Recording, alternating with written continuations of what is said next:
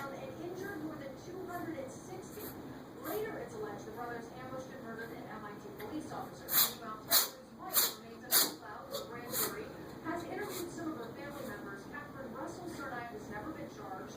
Her attorneys say that she had no knowledge of her husband's alleged plan. Her lawyer stated previously that she has been cooperative in his mouth with investigators.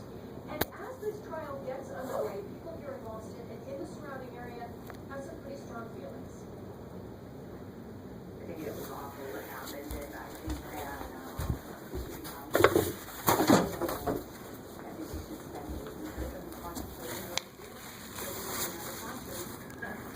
so that's how I feel about it. I'm not sure how it's going to play out. You know, I believe in the justice system, and I think that justice will be served. There were 10 women serving on this jury, 8 men. There are 12 jurors in all, 6 alternates. That's how the numbers break down. And they may be spending quite a bit of time here in the federal courthouse.